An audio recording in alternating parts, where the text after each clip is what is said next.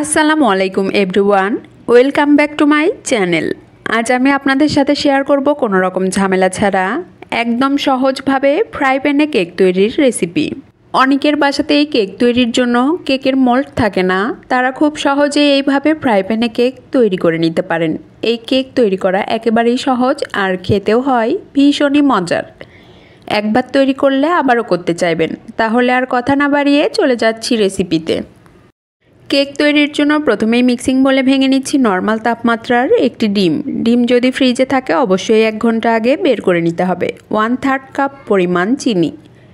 আপনারা আপনাদের স্বাদ অনুযায়ী চিনির পরিমাণ কমিয়ে বা বাড়িয়ে নিতে পারেন। সামান্য লবণ, যে কোনো মিষ্টি খাবারে সামান্য লবণ দিলে খাবারে ব্যালেন্স হয়, তবে যারা পছন্দ করেন না তারা বাদ দিতে পারেন। এবার একটা হ্যান্ড উইক্সের সাহায্যে সবগুলো খুব ভালোভাবে মিশিয়ে নিচ্ছি চিনি গলা পর্যন্ত। অবশ্যই খেয়াল রাখতে হবে চিনি যেন একেবারেই গলে যায়। 5 থেকে 7 মিনিট দ্রুত হাত চালিয়ে মেশানোর পরে দেখুন চিনি একেবারেই গলে গেছে আর মিশ্রণের কালারও পুরো চেঞ্জ হয়ে গেছে। এখন এর সাথে অ্যাড করছি 1/4 কাপ পরিমাণ রেগুলার রান্নার তেল। রান্নার সাদা তেলটাই ব্যবহার করতে হবে, কোনো রকম ফ্লেভারফুল তেল ব্যবহার করা যাবে না। 1/4 কাপ পরিমাণ জ্বালিয়ে ঘন করা তরল দুধ। ঘন তরল দুধ ব্যবহার করলে কেকের স্বাদ অনেক গুণ বেড়ে যায়। সবগুলো খুব ভালোভাবে মিশিয়ে নিচ্ছি। মেশানো হয়ে গেছে। এখন কেকের সুন্দর একটা ফ্লেভারের জন্য অ্যাড করছি 1 চা চামচ পরিমাণ ভ্যানিলা এসেন্স। আপনারা চাইলে ভ্যানিলা এসেন্সের পরিবর্তে অন্য যে কোনো এসেন্স বা লেবুর রসও ব্যবহার করতে পারেন, এতে করে ডিমের কাঁচা গন্ধ চলে যাবে। এবার শুকনা উপকরণগুলো অ্যাড করতে হবে। এর জন্য একটা চালনি নিয়েছি, চালনির মধ্যে দিচ্ছি 1 কাপ পরিমাণ ময়দা। আপনারা চাইলে ময়দার পরিবর্তে আটাও ব্যবহার করতে পারেন। 1 চা চামচ পরিমাণ বেকিং পাউডার, 2 চা চামচ পরিমাণ গুঁড়া দুধ একেবারেই অপশনাল, হাতের কাছে থাকলে দিবেন, না থাকলে বাদ দিতে পারেন, তবে গুঁড়া দুধ অ্যাড করলে কেকের স্বাদ অনেক গুণ বেড়ে যায়।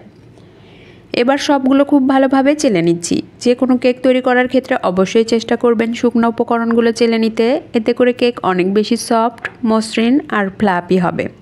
হ্যান্ড উইক্সের সাহায্যে সবগুলো খুব ভালোভাবে মিশিয়ে নিচ্ছি। একদিক থেকে ঘুরিয়ে ঘুরিয়ে ফোল্ডিং মেথডে মিশিয়ে নিচ্ছি, এতে করে সবগুলো খুব দ্রুত মিশে যাবে।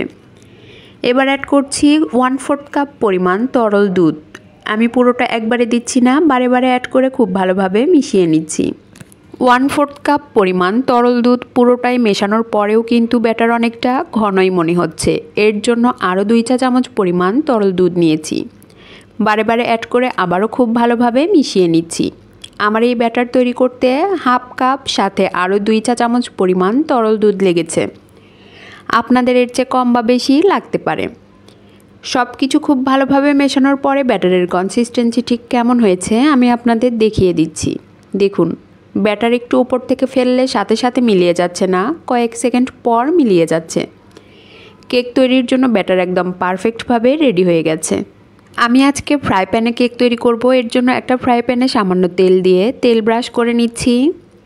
তেল ব্রাশ করা হয়ে গেছে। এবার আগে থেকে রেডি করে রাখা ব্যাটার সম্পূর্ণটাই ফ্রাই প্যানে ঢেলে দিচ্ছি। সম্পূর্ণ ব্যাটার প্যানে ঢেলে দেওয়া হয়ে গেছে। এখন প্যান 3 থেকে 4 বার হালকা ট্যাপ করে নিচ্ছি, এতে করে এর ভেতরে কোনো এয়ার বাবলস থাকলে ফেটে বেরিয়ে যাবে। কেক বেক করার জন্য চুলায় একটি তাওয়া বসিয়েছি, তাওয়া একেবারে গরম করে নিয়েছি। এবার প্যান গরম তাওয়ার উপর বসিয়ে দিলাম। এখন একটা ঢাকনা দিয়ে ঢেকে মিডিয়াম টু লো এর মাঝামাঝি হিটে বেক করে নিচ্ছি প্রায় 20 থেকে 25 মিনিট।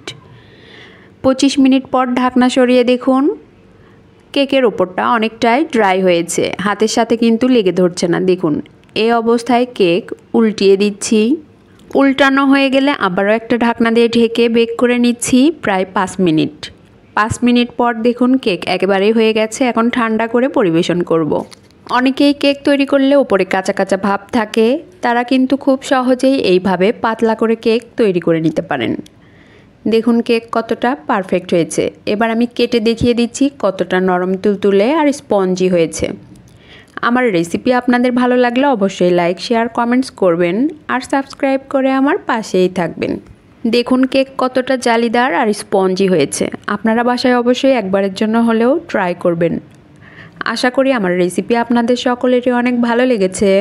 এতক্ষণ আমার সাথে থাকার জন্য সবাইকে অনেক অনেক ধন্যবাদ। আসসালামু আলাইকুম, আল্লাহ হাফেজ।